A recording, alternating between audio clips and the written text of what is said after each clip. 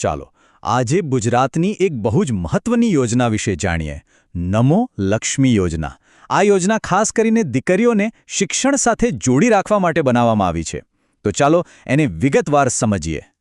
સારું તો સૌથી પહેલો સવાલ એ થાય કે આ યોજનાની જરૂર જ કેમ પડી ચાલો પહેલા એ સમસ્યાને સમજીએ જેને આ યોજના ઉકેલવાનો પ્રયત્ન કરી રહી છે બસ આ જ એ મૂળભૂત પ્રશ્ન છે જેણે નમો લક્ષ્મી યોજનાને જન્મ આપ્યો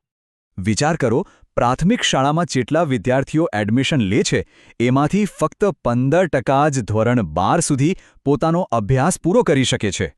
ખરેખર આ આંકડો બહુ જ ચોંકાવનારો છે તો આટલા મોટા ડ્રોપઆઉટ રેટ પાછળનું કારણ શું છે મુખ્યત્વે આર્થિક દબાણ ઘણા પરિવારો માટે દીકરીઓને ભણાવવાનું ચાલુ રાખવું એક મોટો પડકાર બની જાય છે ખાસ કરીને ધોરણ 8 કે 10 પછી બસ આ જ સમસ્યાને ધ્યાનમાં રાખીને ગુજરાત સરકારે એમના 2024-25ના બજેટમાં એક ખાસ યોજનાની જાહેરાત કરી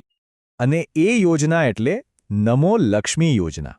આ એક સરકારી સ્કીમ છે જેનો મુખ્ય હેતુ દીકરીઓને ધોરણ 9થી 12 સુધીનું ભણતર પૂરું કરવા માટે પ્રોત્સાહિત કરવાનો છે અને એ પણ સીધી નાણાકીય મદદ આપીને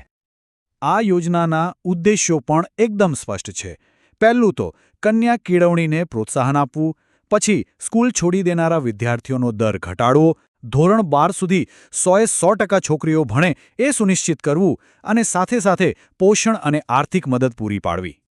હવે વાત કરીએ સૌથી મહત્વના મુદ્દાની આ યોજના હેઠળ દરેક પાત્ર દીકરીને 4 વર્ષમાં કુલ મળીને 50,000 રૂપિયાની નાણાકીય સહાય મળે છે 50,000 રૂપિયા આ ખરેખર એક મોટી રકમ છે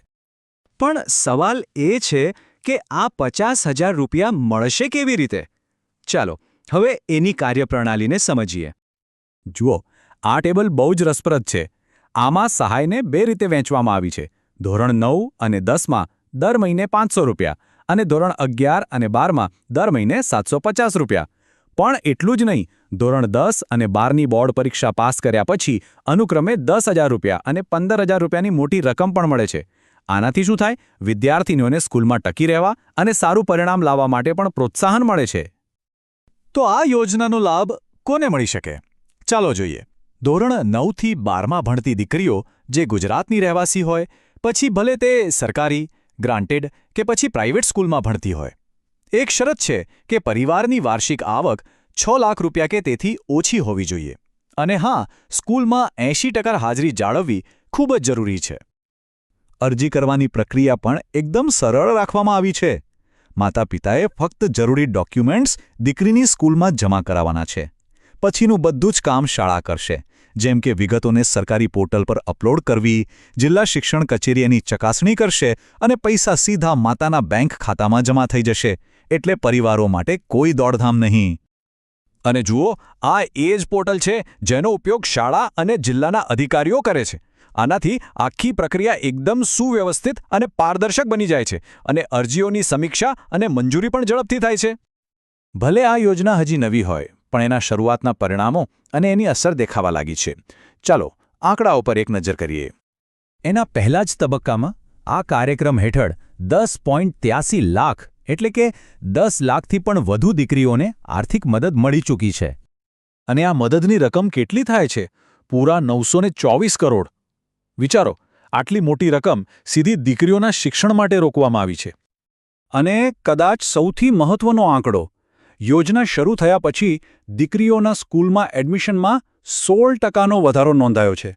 આ ખરેખર એક મોટો અને સકારાત્મક સુધારો છે સારું તો આ બધા આંકડાઓ તો જોયા પણ આ યોજનાનો વ્યાપક અર્થ શું છે ચાલો એને મોટા ચિત્રમાં સમજીએ અહીં એક વાત સ્પષ્ટ કરવી જરૂરી છે ઘણા લોકો નમો લક્ષ્મી યોજના અને નમો સરસ્વતી યોજના વચ્ચે ગૂંચવાઈ જાય છે નમો લક્ષ્મી યોજના ફક્ત દીકરીઓ માટે છે ધોરણ 9થી 12 સુધી જ્યારે નમો સરસ્વતી યોજના વિજ્ઞાન પ્રવાહમાં ભણતા છોકરા છોકરી બંને માટે છે હા એવું બની શકે કે વિજ્ઞાન પ્રવાહની કોઈ દીકરી બંને યોજનાનો લાભ લઈ શકે અને આ એક બહુ જ મહત્વનો મુદ્દો છે આ યોજનાનો મુખ્ય ઉદ્દેશ્ય શિક્ષણમાં સુધારો લાવવાનો છે આ કોઈ મફતની સહાય નથી જો કોઈ વિદ્યાર્થીની ભણવામાં ધ્યાન ન આપે કે નાપાસ થાય તો તે વર્ષ માટે એની સહાય અટકાવી શકાય છે આનાથી શિક્ષણ પ્રત્યેની ગંભીરતા પણ જળવાઈ રહે છે આ યોજનાના શરૂઆતના પરિણામો ખરેખર ખૂબ જ આશા જગાવે છે અને આ આપણને એક મોટા સવાલ પર લાવીને ઊભા રાખે છે. શું આ પ્રકારની લક્ષિત નાણાકીય સહાય આવનારી પેઢી માટે શૈક્ષણિક સમાનતાના દરવાજા ખોલી શકે છે? આ એક એવો પ્રશ્ન છે જેનો જવાબ માત્ર ગુજરાત જ નહીં, પણ આખો દેશ શોધી રહ્યો છે.